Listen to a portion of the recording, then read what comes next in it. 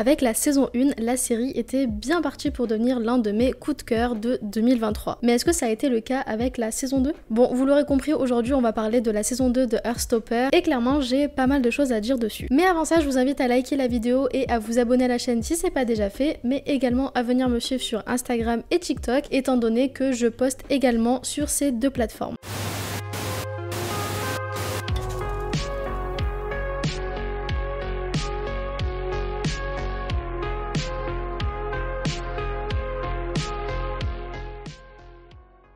Bon, je vais tout d'abord commencer avec une partie sans spoiler pour ceux qui n'auraient pas encore terminé la saison 2 et ensuite on va passer à une partie full spoiler. Je vais aussi rapidement revenir sur la saison 1 avant de critiquer la saison 2 étant donné que je n'avais pas fait de vidéo lors de la sortie de la saison 1. Clairement, j'ai découvert Heartstopper il y a à peine quelques semaines, il y a environ un mois et la saison 1 a été un vrai coup de cœur pour moi. J'ai absolument aimé tous les épisodes et clairement je me suis retrouvée à avoir un grand sourire béat pendant tout mon visionnage. Et rien que pour ça, j'étais obligée de continuer et regarder la saison 2 pour vous en parler. Pour être très rapide sur la saison 1, je l'ai adorée, j'ai adoré tous les personnages de cette saison, les intrigues qu'on retrouve et surtout j'ai adoré le fait que pour une fois on ait une bonne représentation LGBT dans une série sans qu'il y ait un milliard de clichés ni de références au sexe toutes les 5 minutes. Clairement cette série a été un vrai nid douillet pour moi durant la saison 1 parce qu'elle était tout simplement mignonne, remplie d'amour et de tendresse. Mais concernant la saison 2, on est rentré dans une autre dynamique de cette série, que ce soit au niveau de l'intrigue principale ou des intrigues secondaires. Mais du coup, parlons-en de la saison 2. La première chose qui m'est sautée aux yeux avec la saison 2, c'est tout simplement mon sourire. Il était plus si béat que pour la saison 1, étant donné qu'on a une autre dynamique au niveau des épisodes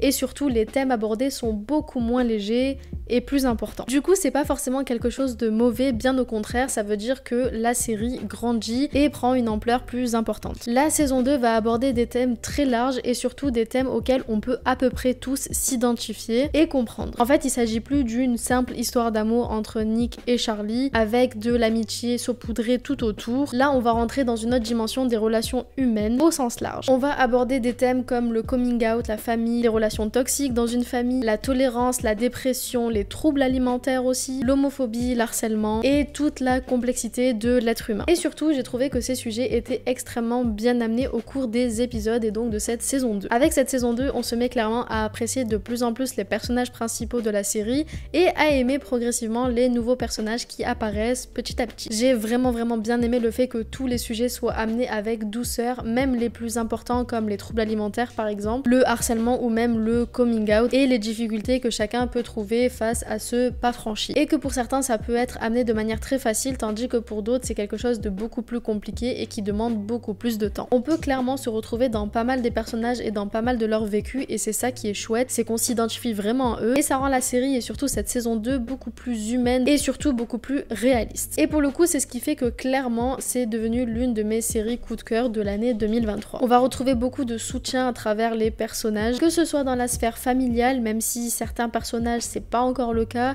ou dans la sphère amoureuse ou amicale. J'ai énormément aimé le fait que la communication était vraiment présente dans la saison 2, que chaque personnage parle les uns avec les autres. Ils ne vont pas garder les choses pour eux, même si pour certains personnages ça prendra plus de temps que pour d'autres. Concrètement, dans cette saison, on va pas juste parler de Nick et de Charlie, même si ça reste le sujet principal, mais on va voir toutes les histoires qui gravitent autour en dehors de leur relation amoureuse. Et du coup, la série devient de plus en plus intéressante parce qu'on ne parle pas que de l'aspect couple. D'ailleurs, autre chose que j'ai beaucoup apprécié dans cette saison, et ça va peut-être paraître anodin ou bizarre, mais on les voit aller à l'école. Et clairement, j'en ai marre des séries adolescentes où on voit des adolescents qui ne vont jamais en cours. Là au moins on les voit très souvent à l'école et c'est super intéressant à voir parce que du coup on a une vraie sphère réaliste de la série. J'ai également beaucoup apprécié les nouveaux personnages tels que par exemple le professeur Farouk que j'ai trouvé vraiment intéressant à voir et surtout j'ai beaucoup aimé le fait qu'on rajoute de la représentation LGBT au fur et à mesure de la série sans que ce soit trop forcé ou bizarre mais qu'on rende ça tout à fait normal. Et c'est ça qu'on veut. Les messages qui ont été véhiculés à travers cette saison semblent pour moi extrêmement importants et j'espère qu'ils parleront à un grand nombre, comme par exemple avec le fait qu'un coming out n'est pas obligatoire, on n'est pas obligé de faire son coming out si on n'en a pas envie, si on sent que c'est pas le moment ou si tout simplement notre vie et notre entourage n'est pas propice à faire un coming out. Par exemple, si certains ont des familles toxiques ou des familles homophobes, etc., ce n'est pas une obligation et c'était important de le souligner dans la série, donc je suis contente qu'il l'ait fait. Pareil aussi sur le fait qu'on n'est pas obligé de pardonner à quelqu'un simplement parce qu'il vient s'excuser. J'ai trouvé ça intéressant que la série ne cherche pas à culpabiliser ou avoir un ton moralisateur avec les sujets abordés, et ça c'est vachement cool. Avant de passer à la partie avec spoiler, je vais revenir rapidement sur tout ce qui est scénographie, l'ambiance sonore, l'ambiance visuelle, mais j'ai trouvé que comme pour la saison 1, l'ambiance visuelle de la série est vraiment très chouette à regarder, elle est très mignonne et a légèrement un côté enfantin mais sans que ça devienne gnangnan, donc ça c'est cool. C'est d'ailleurs clairement l'une des choses qui m'a fait accrocher à l'histoire de la série, c'est tout ce côté un petit peu enfantin et ce côté très rassurant, très cocooning. Pareil pour les musiques que j'ai trouvé très bien choisies, même pour leur passage en France à Paris,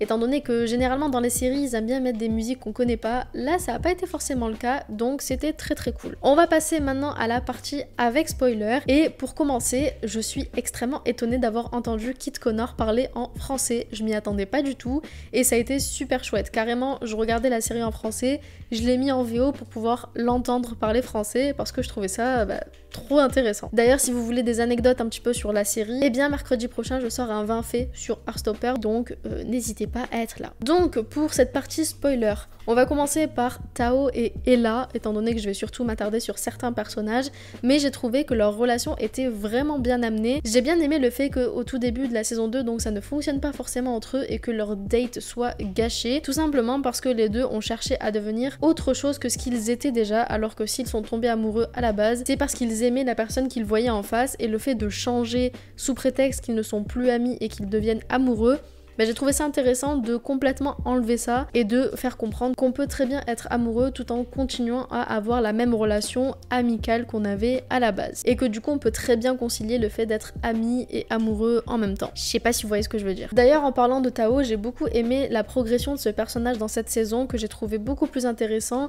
Il était moins chiant, moins moralisateur avec ses amis et ça c'était vraiment cool à voir. D'ailleurs ça permet aussi de mieux comprendre le personnage parce que dans la saison 1 personnellement, j'aimais pas trop le personnage de Tao parce que je comprenais pas pourquoi il agissait d'une certaine manière avec ses potes, alors que dans la saison 2 on comprend mieux tout ce qui est blessure d'abandon, le fait qu'il ait perdu son père, tout ça c'est bien mis en avant et du coup c'est plutôt cool parce qu'on le comprend mieux. Pareil pour Isaac que j'ai trouvé extrêmement effacé dans la saison 1, là on commence à voir un petit peu plus le personnage de Isaac dans la saison 2, même si pour moi ça reste encore très léger. J'attends de le voir beaucoup plus dans la saison 3, mais pour l'instant c'est un bon début. En plus de ça, on apprend qu'il est potentiellement aromantique, du coup ça rajoute autre chose à la sphère donc LGBT et au niveau des représentations. J'ai même trouvé que c'était très intéressant d'en parler parce que c'est très rare qu'on parle de personnes aromantiques dans des séries, donc j'ai hâte de voir la suite à ce niveau-là. Gros coup de cœur évidemment pour les mamans de Nick et de Tao que j'ai trouvé formidables dans cette série, et ça fait du bien de voir des familles et des parents qui apportent autant de soutien à leurs enfants. J'ai par contre détesté le frère de Nick, je pense que je suis pas la seule,